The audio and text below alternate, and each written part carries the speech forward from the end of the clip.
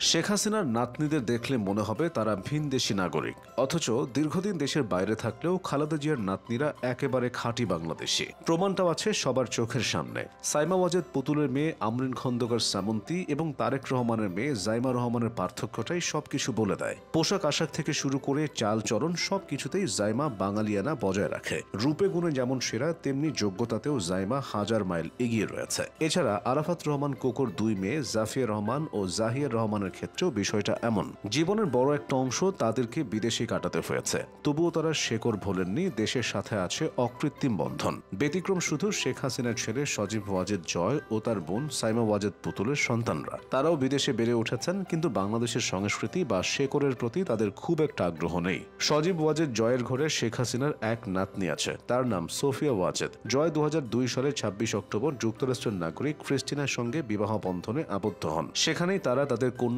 সোফিয়ার জন্ম দেন। সোফিয়ার বেড়ে ওঠাও যুক্তরাষ্ট্রে।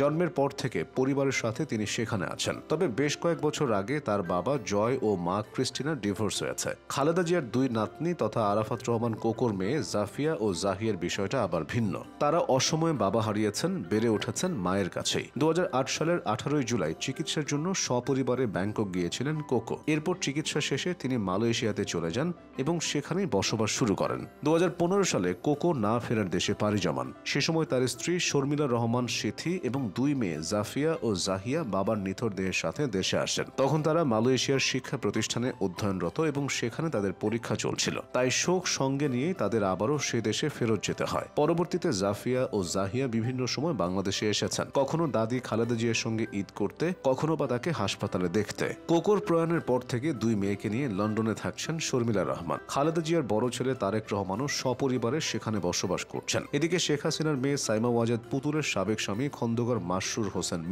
মিতু ও পুতুলের সংসারে 3 মেয়ে এবং 1 ছেলে। আমরিন খন্দকার সামন্তী ছাড়া পুতুলের আরেক মেয়ের নাম আলিজে খন্দকার রূপন্তী। বড় মেয়ে সামন্তী তার পোশাক আশাক ও অদ্ভুত স্টাইলের জন্য ইতোমধ্যেই বাংলাদেশের ট্রোলের শিকার হয়েছেন। ফেসবুকে ছড়িয়ে পড়েছে তার বেশ কিছু ছবি ও ভিডিও, যেগুলোতে দেখা গেছে সে অদ্ভুত পোশাক আশাক আর অন্যরকম স্টাইলে মজেছে। নেটিজেনদের অনেকে তো এও বলছে যে আমরিন খন্দকার সামন্তী এখন ভারতের কেরালা বংশোদ্ভূত এক খ্রিস্টান পরিবারের বউ। তার স্বামীর নাম নিখিল জর্জ কদুভাত, আর তার নাম নাকি এখন রেইন কদুভাত। যদিও গণমাধ্যম সূত্রে এসবের কোনো সত্যতা পাওয়া যায়নি, তবে শেখ হাসিনার নাতনিদের বিদেশি সংস্কৃতিতে মিশে যাওয়া বেশ স্বাভাবিক একটি ঘটনা। অন্যদিকে বছরের পর বছর যুক্তরাজ্য থেকেও তারেক রহমানের মেয়ে জাইমা রহমান ধরে রেখেছেন বাঙালিয়ানা। তার জীবনযাপন সেটাই বলছে। জাইমা রহমান 1995 সালের অক্টোবর মাসে ঢাকায় জন্মগ্রহণ করেন। তার শৈশবের উল্লেখযোগ্য অংশ কেটেছে ঢাকার শহীদ মইনুল রোডের বাসভবনে দাদি খালেদা জিয়ার সাথে। 2008 সালে রাজনৈতিক অস্থিরতায় বাবা মায়ের সাথে তিনি যুক্তরাজ্যে পাড়ি জমান। যুক্তরাজ্যে তিনি কুইন মেরি ইউনিভার্সিটি অফ লন্ডনে